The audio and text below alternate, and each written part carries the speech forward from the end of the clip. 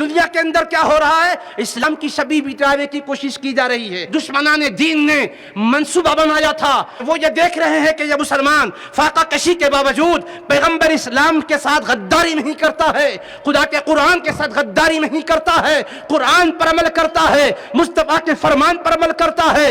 چاہے کوئی بھی مرحلہ زندگی کا کیوں نہ آئے, وہ خدا کے قرآن کو, مصطفیٰ کے فرمان کو پیش نظر رکھتا ہے, کبھی اس کو چھوڑنا نہیں چاہتا.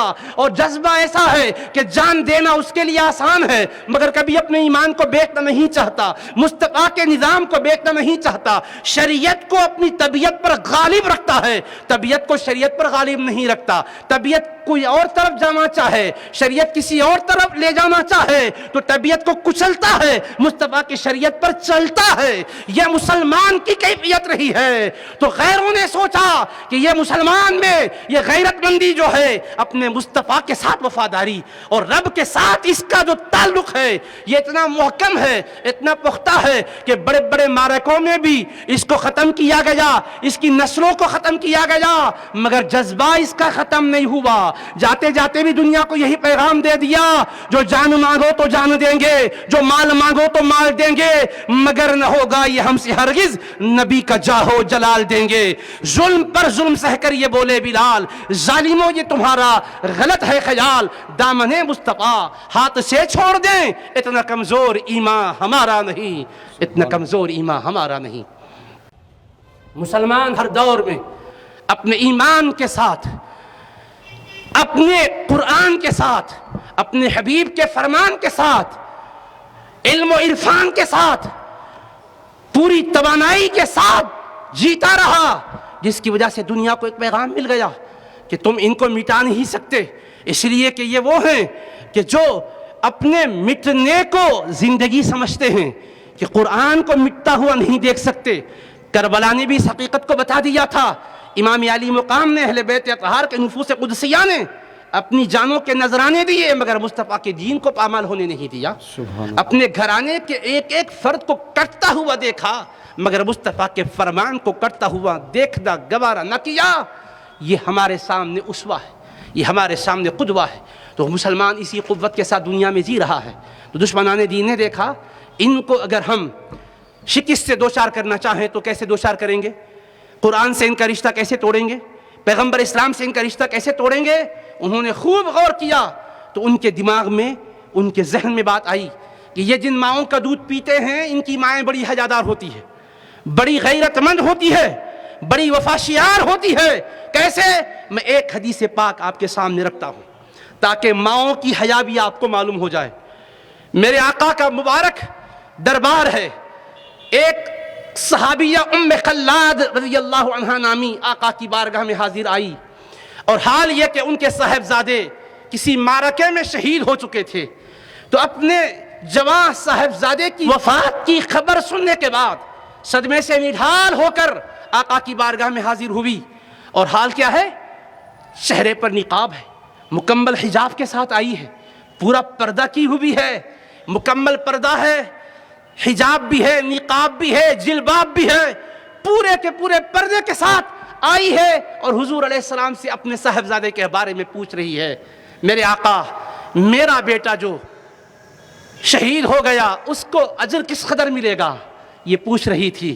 اس سے پہلے ایک صحابی نے کہا, تسألینا عن ابنکی وانت منتقبۃ, اے خاتون تمہارا عجیب حال ہے کہ تم نے اپنے صاحبزادے کو کھو دیا, جواں بیٹا رخصت ہو گیا, غم سے نڈھال حالت میں آئی, مگر چہرے کا نقاب نہیں ہٹا ہے, چہرے پر برابر نقاب ڈالی ہوئی ہے, حجاب پورا کا پورا تمہارے بدن کو ڈھانکے ہوئے ہے. میں تمہاری اس حالت پر حیران ہوں کہ اس غم کی حالت میں بھی تم نے نقاب نہیں چھوڑا ہے, تم نے اپنے پردے کو رخصت نہیں کیا ہے, آخر سبب کیا ہے بتاؤ. تو وہ صحابیہ کا جواب سنو. ام خلاد غیرت مند ماؤں سے پیدا ہونے والی اولاد یقیناً انقلاب برپا کرتی ہے دنیا کے اندر. وہ غیرت مند خاتون کہنے لگی, ان کے جملے آج بھی سنن ابو داود شریف میں جگمگا رہے ہیں جیسے آسمان میں تارے جگمگاتے ہیں. انہوں نے نہایت ہی اطمینان کی کیفیت میں جواب دیا, ان عذرا ابنی فلن عذرا حیائی. کیا کہا؟ اگر میں نے اپنے بیٹے کو کھویا ہے تو کیا میں اپنی حیا کو کھو دوں؟ میں اپنے بیٹے کے وفات کی وجہ سے صدمے سے دوچار ہوئی ہوں تو اپنی حیا کو کھو کر میں صدمے سے دوچار نہیں ہو سکتی، اسی لیے میں حیا کی خاطر یہ پردہ کی ہوئی ہوں۔ سبحان اللہ، سبحان اللہ۔ وہ جن کے درمیان نقاب اوڑی ہوئی تھی وہ کون تھے؟ یہ وہ حضرات تھے جن کے بارے میں قرآن فرماتا ہے اولئک الذین امتحن اللہ قلوبہم للتقوی، یہ وہ ہستیاں ہیں اللہ نے ان کے دلوں کو تقوی کے لیے چن لیا ہے، وہ اصحاب مصطفیٰ ہیں۔